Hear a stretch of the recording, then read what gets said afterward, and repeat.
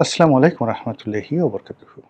সম্মানিত দর্শক, ২০২৬ সনের জুলাই মাস চলে গিয়েছে, আগস্ট মাস মাঝামাঝি। ২০২৬ সনে এই জুলাই মাসে যা কিছু ঘটল, আমরা অনেক হয়তো আন্দাজ করেছিলাম যে গত বছর জুলাইয়ের তুলনায় এবছর জুলাইটা অতটা জাঁকজমকপূর্ণ হবে না। যারা নিজেদেরকে জুলাই যোদ্ধা বলেন কিংবা বিপ্লবী বলেন কিংবা এই সময়টাতে সমন্বয়ক, এনসিপি যত কথাগুলো বলেন, এই মানুষগুলো ২০২৪ সনে প্রায় সবাই আমাদের চোখের মনি ছিল। আমরা তাদের সবাইকে দেখতে পছন্দ করতাম। তাদের সাহচর্য আমাদের খুব ভালো লাগতো।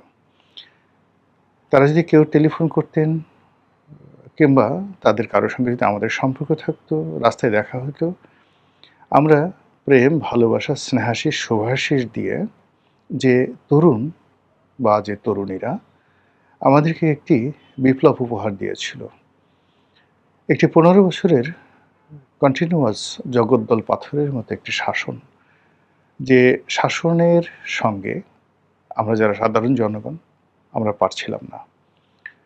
যে শাসনের জাতাকলে আমাদের এখন যারা বড়, বড় কথা বলে রাজনৈতিক দলগুলো, সেটা জামাত হোক কিংবা বিএনপি হোক, কথা বলা তো দূরের কথা, মেরুদণ্ড সোজা করে দাঁড়ানো তো দূরের কথা, উল্টো দৌড়ে যে পালাবে, সেই পালানোর জন্য যে প্রাণ শক্তি দরকার, যে ফিজিক্যাল ফিটনেস দরকার, যে মোরাল ক্যারেজ দরকার, পালানোর জন্য একটা মোরাল ক্যারেজ দরকার, সেটা আসলে রাজনৈতিক দলগুলোর ছিল না।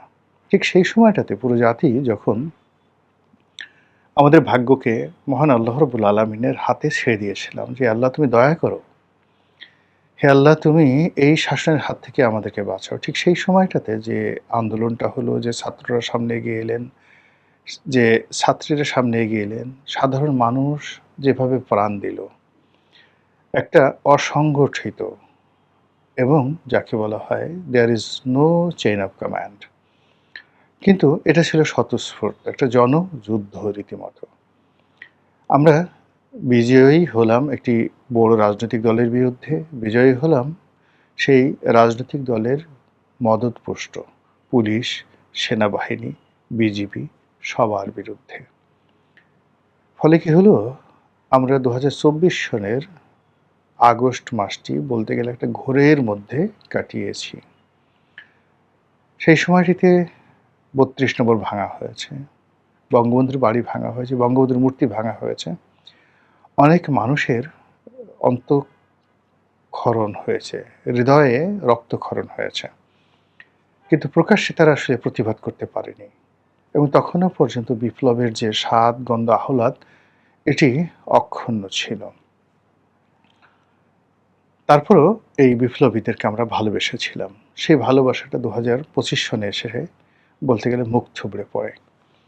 এর কারণ হলো সারা দেশে যে অন্যায় হয়েছে, অবিচার হয়েছে, জুলুম হয়েছে, অত্যাচার হয়েছে, যে মব হয়েছে, যেভাবে ঘুষ, দুর্নীতি সবকিছু মিলিয়ে সমন্বয়ক সরকার, ইউনূস সাহেব থেকে শুরু করে ওনার যারা রথী মহারথী আছেন সবার বিরুদ্ধে এতটা মাত্র ১ বছরের মাথায় এতটা অভিযোগ আসলো, সবাই বলা শুরু করলো যে কোনো অবস্থাতেই ১৭ বছর আওয়ামী লীগ যা কিছু করেছে তারা এই ১ বছরে তার চেয়ে কোনো অংশে কম কিছু করেনি।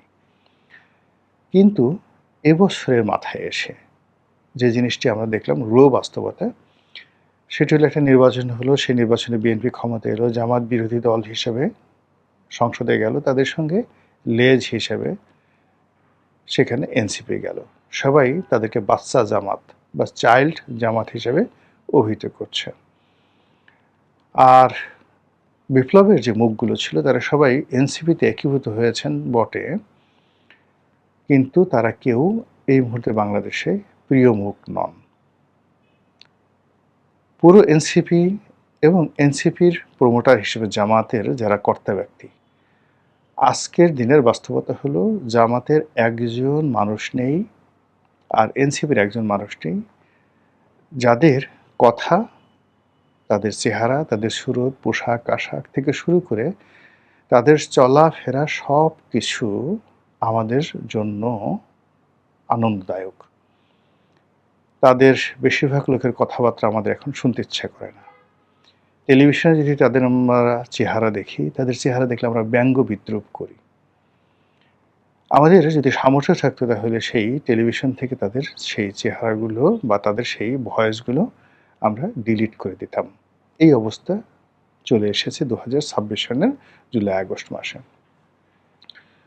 অন্যদিকে যেটা হলো, বিএনপিকে কেন্দ্র করে মানুষের যে স্বপ্ন ছিল, সেই স্বপ্ন ক্ষমতায় আসার আগেই অর্ধেকটা চলে গিয়েছিল।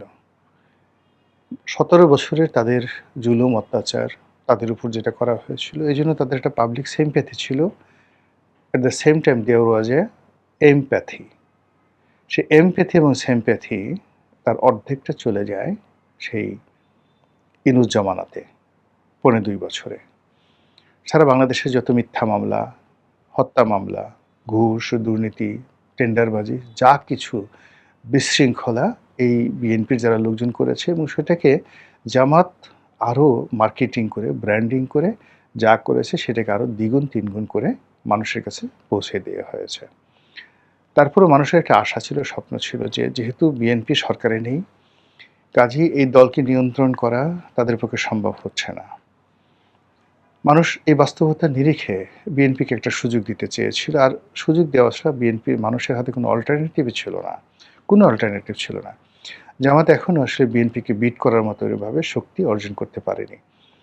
তো কাজেই জামাতের সততার উপর, জামাতের ন্যায়পরায়ণতার উপর, জামাতের জান্নাতি যাকে বলা হয় টিকিটের উপরে মানুষ যে আস্থা স্থাপন করবে, ওই আস্থা স্থাপন করার জন্য যে চেইন অফ কমান্ড দরকার, যে বিশাল সংগঠন দরকার, ওটা জামাতের এখনো পর্যন্ত গড়ে ওঠেনি। আর অধিকন্ত জামাতের যে স্বরূপ, সেই স্বরূপটা আমরা এই গত বিএনপি সরকার ক্ষমতা লাভের পর আমরা যেভাবে জামাতের স্বরূপটা দেখছি, ঠিক ইউনূস জমানাতে জামাতের ব্যাপারে আমাদের দোদুল্যমানতা ছিল, কিন্তু এনসিপির ব্যাপারে আমরা সিমেন্টেড হয়ে গিয়েছিলাম এখন যেভাবে আছি।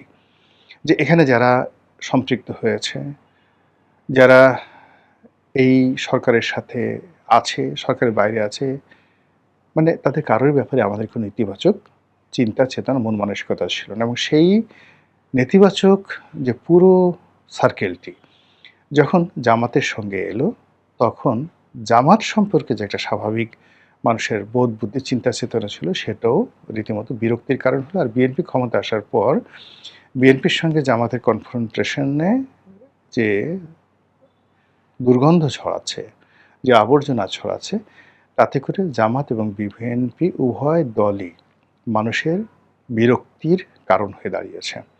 এইগুলো একটা। তো যেটা বলছিলাম যে বিএনপি ক্ষমতায় আসার আগে সবাই ধারণা করেছিল তারেক রহমান সাহেব যদি দেশে আসেন, রাষ্ট্র ক্ষমতায় আসেন, তখন হয়তো এই যে বিএনপির এখন বিশৃঙ্খলা আছে, চাঁদাবাজি আছে, মামলাবাজি আছে, এই জিনিসগুলো থাকবে না। অধিকন্তু মানুষ যেহেতু পরিবর্তনের জন্য উন্মুখ হয়ে আছে, প্রতিটি মানুষ যার যার অবস্থান থেকে সরকারকে সাহায্য করার জন্য উদগ্রীব। এর কারণ হলো মানুষেরও তো বিকল্প নেই। তো সেক্ষেত্রে যদি বিএনপি নতুন সরকার গঠন করে, সেক্ষেত্রে সরকার হয়তো ভালো করবে। কিন্তু সরকার গঠন করার পরে ফেব্রুয়ারি মাস থেকে আজ অবধি প্রায় প্রতিদিনই নিত্য নতুন নাটক আমরা দেখতে পাচ্ছি, অভিনয় আমরা দেখতে পাচ্ছি। একেকটি সরকারের মধ্যে জগদ্দল পাথর দেখতে পাচ্ছি। নেতাকর্মীদের মধ্যে সারা বাংলাদেশের টেকনাফ থেকে তেঁতুলিয়া পর্যন্ত প্রত্যেকটা ওয়ার্ডে গিয়ে বিএনপির যে সকল নেতাকর্মী রয়েছে, ওয়ার্ড, তারপরে শেষে ইউনিয়ন, এরপরে থানা বা উপজেলা, তারপরে জেলা, জেলার পরে নগর, তারপরে মহানগর, সব মিলিয়ে এভাবে যে নেতৃত্বের স্তর ধরেন, তাহলে এই যে বিএনপির ব্যর্থতা এবং বিএনপির যে দুর্গন্ধ, তার সঙ্গে সঙ্গে অতীতে জামাতের দুর্গন্ধ, এটি সারা বাংলাদেশে ছড়িয়ে পড়েছে মহামারী আকারে। দুর্গন্ধটা রীতিমতো মহামারী আকারে ছড়িয়ে পড়েছে। দ্বিতীয়ত যে ঘটনাটা, সেটা হলো যে এখান থেকে বের হয়ে আসার জন্য সরকারের যে কর্মদক্ষতা দরকার, সরকারের মধ্যে যে ম্যাজিক্যাল পাওয়ার দরকার, সরকারের মধ্যে যে সম্মোহনী ক্ষমতা দরকার, সংগঠন চালানো, দেশ চালানো, রাষ্ট্র চালানো এবং জনগণকে মোটিভেট রাখা, একজন সিঙ্গেল মানুষ এখানে দেখা যাচ্ছে না। আমরা অনেকে সরকারের বড় বড় মন্ত্রীদের প্রশংসা করছি, বিশেষ করে প্রধানমন্ত্রী এবং প্রধানমন্ত্রী পরিবারের। এর মূল কারণ হলো আমাদের অভ্যাস। আমরা সবাই ক্ষমতাকে সেলুট জানাই। যাদের হাতে ক্ষমতা থাকে তাদের সাথে ঝামেলা করতে আমাদের ভয় লাগে। আমরা শেখ হাসিনাকে মা ডেকেছি, বঙ্গবন্ধুকে আব্বা ডেকেছি ১৭টা বছর। এর 99% ছিল ভয়ের কারণে। তো এই যে আব্বা ডাকা আর মা ডাকা এই অভ্যাসগুলো এখন আমরা এই জমানাতে সবাই তারেক রহমান সাহেবকে আব্বা এবং তার স্ত্রীকে আম্মা ডাকার জন্য আমাদের এই সমাজের বহু মানুষ পাগল হয়ে গেছে। রীতিমতো পাগল হয়ে গেছে। ফলে তারেক রহমান সাহেবকে দেখলে দৌড়ে যেতে হবে, ছবি তুলতে হবে, সেলফি তুলতে হবে। স্যার আপনার জন্য দাঁড়িয়ে আছি সারারাত, না খেয়ে আছি। আপনার জন্য এতদিন রোজা রেখেছি। যে কথাগুলো অতীতের সমস্ত শাসকেরা ক্ষমতায় থাকাকালীন সময় শুনেছেন, ঠিক সেম কথাগুলো জনাব তারেক রহমান সাহেব এখন শুনছেন। ২ নম্বর হলো যে এই বিষয়গুলোকে মিনিমাইজ করা বা তাকে এগিয়ে নেওয়ার জন্য যে নেতৃত্বের চমক দেওয়া দরকার, সেই চমকের একটা সিঙ্গেল উদাহরণ তার কোনো কর্ম, কথা, কাজ এবং সিদ্ধান্ত থেকে শুরু করে কোনো একটি বাস্তবায়নে আমরা দেখিনি। কোনো একটা সিদ্ধান্ত বাস্তবায়নে এখন পর্যন্ত আমরা দেখিনি। কাজেই মানুষের যে স্বপ্ন থাকে 6 মান্থ হানিমুন পিরিয়ড যেটা বলা হয় সেটি বিএনপির চলে গেছে। ঠিক এই সময়টাতে ২০২৬ সনের জুলাই মাস আমাদের সামনে চলে এলো।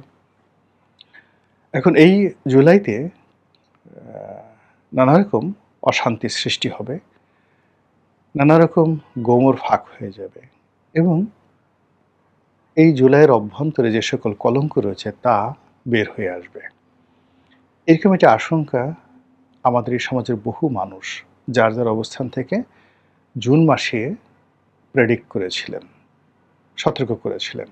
আমি নিজে এই জুলাই মাসে আমার সমস্ত চালচলন এটা আমি রীতিমতো বন্ধ রেখেছি।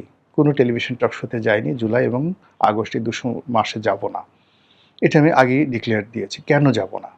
অনেকে জিজ্ঞাসা করেছেন ভাই ইত্যাদি, ইত্যাদি। মূল কারণ হলো যে আল্লাহ রাসূল সাল্লাল্লাহু আলাইহি ওয়াসাল্লামের একটা সতর্কবাণী রয়েছে। যখন কোনো একটা সমাজে ফিতনা চলে, ফ্যাসাদ চলে, ঠিক সেই সময়টাতে বিনা প্রয়োজনে ঘর থেকে বের হতে হয় না। যতটা সম্ভব নিজেকে ঘরের মধ্যে আবদ্ধ রাখতে হয়।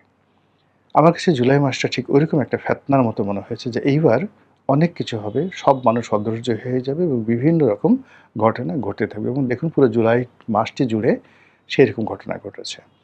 অসংখ্য মারামারি হয়েছে, বহু হত্যাকাণ্ড হয়েছে।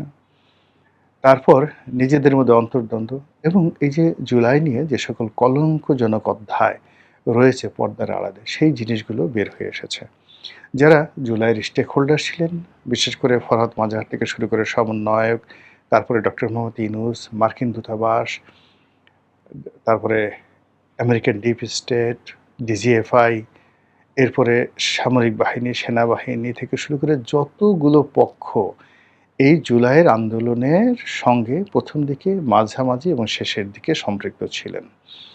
তাদের যে সকল টেলিফোনিক আলাপ, অডিও কল সামনে চলে আসছে, তাদের গোপন কথাগুলো যেভাবে একে অপরের বিরুদ্ধে সাক্ষ্য দিয়ে বলে দিচ্ছে, জাস্ট 164 164 ধারায় কোনো একজন অপরাধী যখন তার নিজের অপরাধ স্বীকার করে কোনো বিবৃতি দেন, লিখিত বিবৃতি দেন ম্যাজিস্ট্রেটের সামনে, ঠিক ওইভাবে নিজের অজান্তে বহু জুলাই আন্দোলনের যাদেরকে বলা হয় মাস্টার মাইন্ড, যাদেরকে বলা হয় উদ্যোক্তা, তারা সবাই এখন যাকে বলা হয় বক বক করে সব বলে দিচ্ছে। ফরহাদ মাজার সাহেব বলছেন যে আমেরিকান দূতাবাসের অনেকগুলো সেফ হোম ছিল